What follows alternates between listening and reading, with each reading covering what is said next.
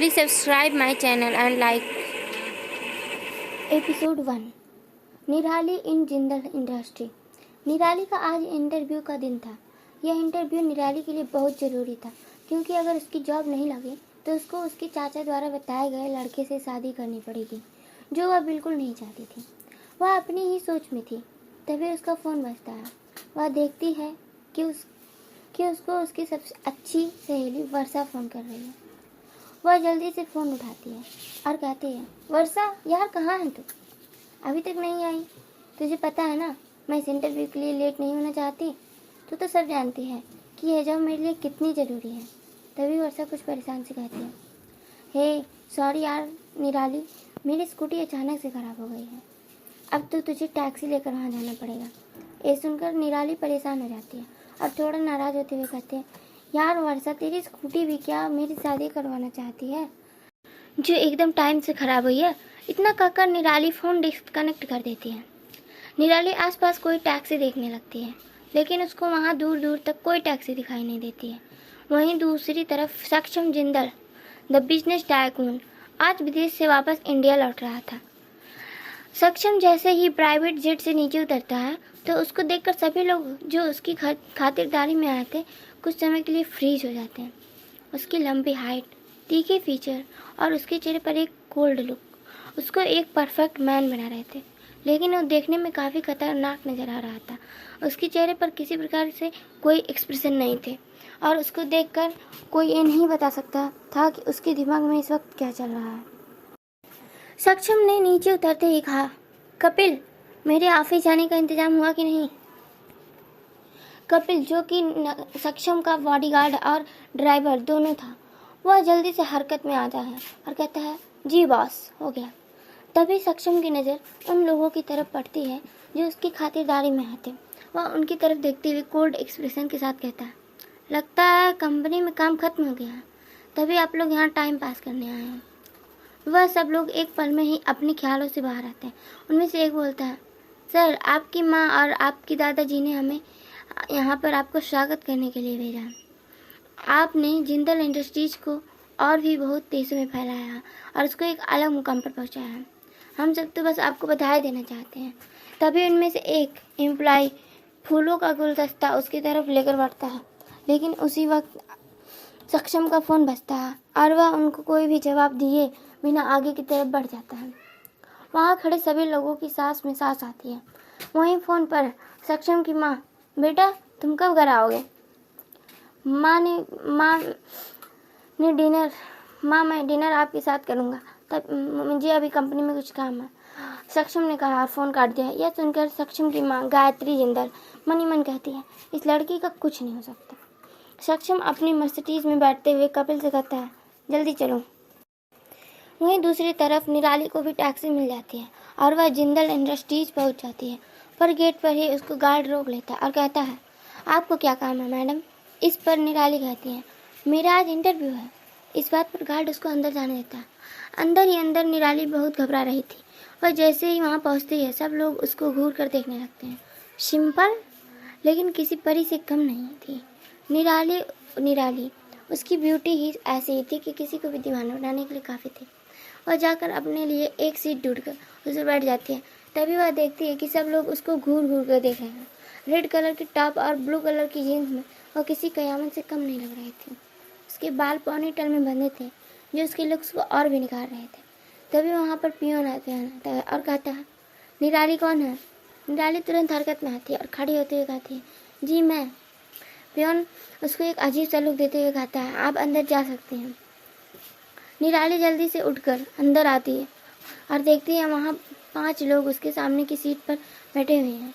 वह उन सबको ग्रीट करती है और उनके सामने की सीट पर बैठ जाती है।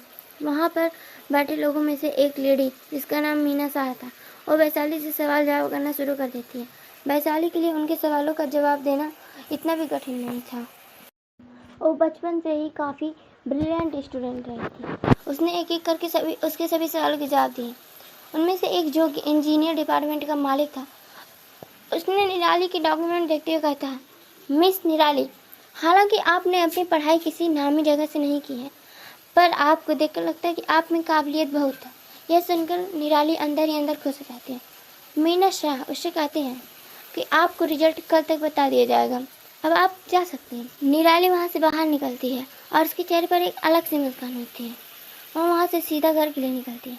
वहीं दूसरी तरफ जिंदल ग्रुप की 20वीं मंजिल के मीटिंग रूम में माहौल बहुत ही गर्मा गर्म था। सक्षम बीच की सीट पर बैठा हुआ था और उसके सारे बोर्ड ऑफ मेंबर उसके चारों तरफ बैठे हुए थे। सक्षम उनसे गुस्से में कहता है, आखिर इतनी बड़ी गलती कैसे इस कंपनी में हो सकती है। उसके बाद वो टेबल पर जोर से अपना हाथ मारता है। सभी बोर्ड मेंबर्स की सांसें गले में अटक गई थी और उनमें से किसी ने भी कुछ भी बोलने की हिम्मत नहीं की। सभी यही दुआ कर रहे थे कि अगर इस कमरे से आज वो सही सलामत बाहर निकल रहे हैं तो वह आज भगवान के मंदिर में जाकर प्रसाद चढ़ाएंगे। तभी मीटिंग रूम का दरवाज़ा खुलता है और एक टॉल और हैंडसम फिगर का आदमी चलकर कमरे के अंदर आता है। उस आदमी ने अंदर आते ही बोलना शुरू कर दिया, भाई, मेरे प्यारे भाई, आप वापस आ ही गए, मैंने आपको बहुत ही मिस किया। यह कहकर वो आदमी सक्षम के गले लग जाता है। सक्षम उसको दूर धकेलते हुए कहता है, कंपनी में जो प्रॉब्लम्स आई हैं तुम्हें उसके बारे में कुछ पता है कि नहीं? तुम्हें कब अपनी जिम्मेदारियों का एहसास होगा? तुम मेरी बात ध्यान से सुनो। आज से तुम कंपनी में ओवर टाइम करोगे और मिस्टर मेहरा का प्रोजेक्ट मुझे चाहिए और उसे पूरा तुम करोगे। यह सुनकर वह आदमी परेशान हो जाता है। इससे पहले कि वह कुछ बोल पाता, सक्षम कमरे से बाहर चला जाता है। उस कमरे में जो शांति पहले थी अब वह टूट जाती है, चुकी होती है। तभी बोर्ड ऑफ मेंबर्स में से एक कहता है, अभिनव सर, हम आपका शुक्रिया अदा कैसे करें? आपने टाइम पर आकर हमारी जान बचा ली। तभी अभिनव थोड़ा गुस्सा करते हुए कहता, अभिनव सर के बच्चे, तुम्हारे चक्कर में मेरी वाट लग गई, अब मेरा क्या होगा? मैंने तो छुट्टियों पर जाने के लिए टिकट भी बुक कर ली थी। यह कहकर वह सक्षम के पीछे जाने लगता है। सक्षम अपनी मर्सिडीज में जाकर बैठा ही था कि अभिनव जल्दी से उसके साथ उसकी बगल वाली सीट पर बैठ जाता है। यह देखकर सक्षम की भवें तन जाती हैं और वह गुस्से से कहता है, ये तुम क्या कर रहे हो? तभी अभिनव रोने की एक्टिंग करते हुए कहता, भाई, मैं आपका एक लौता भाई हूँ, आपका प्यारा भाई, आप मेरे साथ इतना नाइंसाफ़ी नहीं कर सकते। कपिल, जो कि काफ़ी तेज से ऐसा होते हुए देख रहा था, कार चलाते हुए सक्षम से कहता है, सक्षम सर, आप कहाँ जाना पसंद करेंगे? सक्षम ने अभिनव की तरफ देखकर कहा, कार रोको। कपिल जल्दी से कार रोक देता है। सक्षम अभिनव की तरफ देखते हुए कहता है, अभी कार से उतरो। यह सुनकर अभिनव का चेहरा उतर जाता है। इससे पहले वह कुछ कहा था, सक्षम ने कार का दरवाज़ा खोल दिया था। अभिनव यह देखकर सक्षम से कहता है, आप कितने निर्दयी हैं भाई, आप अपने प्यारे भाई को कार से धक्के मारकर निकाल रहे हैं। सक्षम बिना भाव के साथ कहता है, अभी तक मैंने तुम्हें धक्का नहीं मारा है। यह सुनकर कपिल, जो आगे बैठा था, उसने अपनी हंसी अंदर ही दबा ली थी। अभिनव अपनी रोने वाली शक्ल लेकर कार से नीचे उतरते हुए कहता है, आपके इसी अंदाज की कार, आपकी आज तक कोई गर्लफ्रेंड नहीं है, और जोर से कार का दरवाजा बंद कर देता। अभिनव बेचारा बीच रास्ते में अकेला खड़ा रह जाता। वहीं दूसरी तरफ निराली घर पहुंच चुकी थी। उसकी मां निर्मला सूर्यवंशी, जो उसकी बेसब्री से इंतजार कर रही थी, वह जल्दी से उसके पास से आती है और कहती है, बेटी, क्या हुआ? तुम्हारा इंटरव्यू हो गया, कैसा हुआ? निराली अपनी माँ को शांत करने के लहजे में कहती है, शांत हो जाओ माँ, मेरा इंटरव्यू अच्छा हुआ और उसका परिणाम कल तक आ जाएगा। ये सुनकर निर्मला खुश हो जाती है। निराली के चाचा सूरज ने निराली की बात सुन ली थी। वो वहाँ आए, उन्होंने कहा, अगर तुम्हारी नौकरी नहीं लगी तो तुम्हें राघव से शादी करनी पड़ेगी। राघव जो कि एक पुलिस वाला था, उसने निराली के चाचा को कहा था कि अगर वह उसकी शादी निराली के साथ करवा देते हैं तो वह उसके हर काम में मदद करेगा। यह सुनकर उसके चाचा लालच में आ गए थे, क्योंकि उन्हें ऐसे बहुत से काम करने पड़ते थे जिनमें उनको पुलिस का डर लगा रहता था। अगर वह निराली की शादी राघव के साथ करवा देते तो उनको इस चीज़ का कोई डर नहीं रहेगा। वैसे तो वह राघव की शादी अपनी बेटी स्नेहा से कराना चाहते थे, पर स्नेहा निराली के जैसे सुंदर नहीं थी, और वैसे भी राघव को वैसा निराली पसंद नहीं थी। वो इसमें कुछ नहीं कर सकते थे। लेकिन निराली राघव के साथ शादी नहीं करना चाहती थी, क्योंकि राघव पहले उनके ही कॉलेज की एक लड़की को डेट कर रहा था। उसने उसको छोड़ दिया और फिर इसी सदमे में उस लड़की ने अपनी जान गंवा दी थी। उन दिनों को याद करके निराली की रूह तक कांप जाती थी। उसकी माँ के अलावा उसे और कोई नहीं समझता था। उसके चाचा ने उससे कहा था कि उन्होंने उसको और उसकी माँ को उसके बाप के मरने के बाद आज तक पाला है, या तो अब उन्हें पैसों से सपोर्ट करे या राघव से शादी करे। उसकी चाची मैना सूर्यवंशी निराली से सख्त नफरत करती थी, क्योंकि उनकी अपनी बेटी स्नेहा वैशाली निराली की जैसे सुंदर नहीं थी जो एक ही नज़र में सबको पसंद आ जाए। तभी वहाँ पर मैना आ जाती है और निराली की तरफ चिढ़ते हुए देख कर कहती है, जहाँ तुम आज इंटरव्यू के लिए गई थी वो देश की सबसे बड़ी कंपनी है, मुझे तो नहीं लगता कि तुम्हारी नौकरी वहाँ लग भी जाएगी। ये कहकर मैना जोर जोर से हंसने लगती है। निराली और उसकी माँ उसकी बातें सुनकर काफ़ी उदास हो जाते हैं। वही दूसरी तरफ सक्षम घर पहुँच चुका था। उसके दादा दादी और माँ बहुत खुश रहे थे। वह सब बैठ कर खाना खा ही रहे थे कि अभिनय चिल्लाते हुए आता और कहता है, माँ, दादा दादी, आपका सुंदर अभी आज एक हैवान के द्वारा कार से निकाल दिया गया और धूप में खड़े रहने की वजह से मैं काला भी हो गया हूँ। होगा अगर मुझे कल कंपनी में लड़कियों ने नहीं पहचाना, मतलब यानी कंपनी में एम्प्लॉयंस ने नहीं पहचाना। उसकी बात सुनकर सब लोग हंसने लगे और सक्षम की तरफ देखने लगे, लेकिन सक्षम के फेस पर कोई एक्सप्रेशन नहीं था। उसने जल्दी से खाना खत्म किया और अपने रूम में चला गया। यह देखकर वहाँ बैठे सभी लोगों ने अपने सर हिला दिए। अगली सुबह निराली जल्दी से उठकर अपनी माँ के साथ रसोई में मदद करती है। तभी स्नेहा अपना मुंह मलते हुए वहाँ आती है और कहती है, अभी तक भी नाश्ता नहीं बना क्या? कितनी स्लो है ये। इतना कहने के बाद स्नेहा वहाँ से मुँह बनाकर चली जाती है। करीब 10 बजे का समय था। निराली का फ़ोन बजता है। वह उठाती है तो उसको फ़ोन से एक प्यारी सी लेडी की आवाज़ आती है। वह लेडी कहती है, मिस निराली बोल रही हैं? हाँ जी, आप कौन? तभी वह लेडी कहती है, मैं जिंदल इंडस्ट्रीज से बोल रही हूँ। आपने जो इंटरव्यू दिया था आप उसमें सेलेक्ट हो गई हैं। आप सोमवार में से ज्वाइन कर सकती हैं। यह कहकर वह फ़ोन काट देती है। निराली यह सुनकर खुश हो जाती है और जल्दी से अपनी माँ को जाकर बताती है। उसकी माँ यह सुनकर बहुत खुश हो जाती है। उसकी नौकरी लग चुकी है। इस बात से उसके चाचा चाची और स्नेहा का मुँह तो काला हो जाता है। उनके मुँह पर जैसे ही किसी ने ताला लगा दिया। उनकी बोलती ही बंद हो गई। निराली आज बहुत खुश थी। वह खुशी सेलिब्रेट करने के लिए वर्षा को फ़ोन करती है और वो दोनों बाहर मिलने का डिसाइड करती हैं।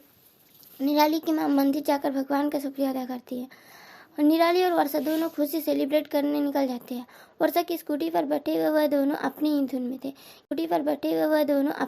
में थे कि उनकी स्कूटी की टक्कर एक मर्सिडीज से हो जाती है और उनकी स्कूटी की हालत खस्ता जाती है। पर भगवान की दया से उन दोनों को कुछ नहीं होता। निराली जल्दी से उठकर उस मर्सिडीज की तरफ आती है जो अभी तक वहीं खड़ी थी। निराली उसकी खिड़की पर हाथ मारते हुए कहती है, तुम्हें गाड़ी नहीं चलानी आता है क्या? ये बोलने के बाद निराली खिड़की पर जोर से जोर मारने लगती है। यह गाड़ी किसी और की नहीं बल्कि सक्षम जिंदल की थी। वह उस समय वीडियो कॉन्फ्रेंस में था और अचानक से हुए इस एक्सीडेंट से उसका ध्यान निराली की तरफ जाता है जो जोर जोर से खिड़की पर मार रही थी। सक्षम की आंखें वैशाली को देखकर कुछ समय के लिए ठहर सी गई थी। उसके लंबे बाल हवा में लहरा रहे थे। उसके चेहरे पर वो गुस्से वाले एक्सप्रेशन बहुत ही अच्छे लग रहे थे। कपिल जल्दी से गाड़ी से निकल कर आता है और निराली की तरफ देखते हुए कहता है, गलती आपकी है, आप लोग ही ध्यान से स्कूटी नहीं चला रहे थे। कपिल की बात सुनने के बाद वर्षा जो अभी तक सदमे में थी एकदम से निराली और कपिल के बीच आकर खड़ी हो जाती है और कहती है, अच्छा तुम कहना क्या चाहती हो? मैं गाड़ी ठीक से नहीं चला रही थी कि तुम्हारी आंखें ठीक से काम तो करती हैं ना? खुद ही की गलती दूसरे पर थोप कर तुम नर्क में जाओगे। ये सब सुनकर कपिल की आंखें फटी की फटी रह गई। वो मन ही मन सोचने लगा, अगर इस लड़की की जगह कोई लड़का होता तो वह उसका मुंह तोड़ देता, पर वह लड़कियों के ऊपर हाथ नहीं उठाता था। सक्षम जो अब कार के अंदर था उनकी बातें सुनकर फ्रस्ट्रेट होने लगा था। वो अचानक कार से बाहर निकलता है और कपिल की तरफ देखकर कहता है, इनके मुंह पर उतने पैसे मारो जितने मांगते हैं और यहाँ से चलो। सक्षम की बात सुनने के बाद निराली गुस्से से भर जाती है और सक्षम के सामने आकर उसको गुस्से से देखते हुए कहती है, तुम होते कौन हो जो हमारे मुंह पर पैसे मारोगे? 2 पैसे क्या कमा लिए तो क्या लोगों के मुंह पर मारोगी? निराली के मुंह में गुस्से के कारण जो आ रहा था वो कहे जा रही थी। सक्षम उसको कोल्ड एक्सप्रेशन के साथ देख रहा था। सक्षम के एक्सप्रेशन समय के साथ निराली की बातें सुनकर काले पड़ रहे थे। उसके आगे ये सब कहने की किसी की हिम्मत नहीं हुई। कपिल के पसीने छूट रहे थे। अब उसको उन दोनों लड़कियों के लिए बुरा लग रहा था कि अब उन दोनों का क्या होगा। निराली जो नॉन स्टॉप बनकर उसको गालियाँ दी जा रही थी वो पास में पड़ा हुआ पत्थर उठाकर उस मर्सिडीज पर मार देती है। उसमें थोड़ा सा निशान बन जाता है और उसके बाद कहती है कि जिन पैसों को वो उनके मुंह पर मारने वाले थे उससे इस गाड़ी को ठीक करवा लेना। उसके बाद निराली अपना हाथ बड़े अभिमान से झाड़कर मोड़ लेती है। यह देखकर सक्षम आग बबूला हो जाता है। उतने में ही सक्षम का फ़ोन बजता है और वह फ़ोन उठाकर कहता है, मैं 5 मिनट में पहुंच रहा हूँ। यह कहकर वह फ़ोन काट देता है और कपिल की तरफ देखकर कहता है, जल्दी चलो, मेरे पास फालतू टाइम नहीं है। यह कहकर वह कार में बैठ जाता है। कपिल उस आदमी का मन ही मन शुक्रिया कर रहा था जिसने अभी फ़ोन किया था। कपिल उन दोनों लड़कियों की तरफ देखता है और फिर कार में बैठ जाता है। उस मर्सिडीज को वहाँ से जाता हुआ देखकर वर्षा अपनी स्कूटी की तरफ देखकर कहती है, मेरा बच्चा, अब मैं इसका क्या करूँ? मेरे पास इसको रिपेयर करवाने के भी पैसे नहीं हैं। यह सुनकर निराली कहती है, तुम चिंता मत करो, मैं तुम्हारी मदद करूँगी, मेरी अब जॉब लग गई है। यह सुनकर वर्षा खुश होते हुए कहती है, हाँ यार, अब तो तेरी जॉब जिंदल इंडस्ट्रीज में लग गई है, तुझे तो अच्छे खासे पैसे मिलेंगे।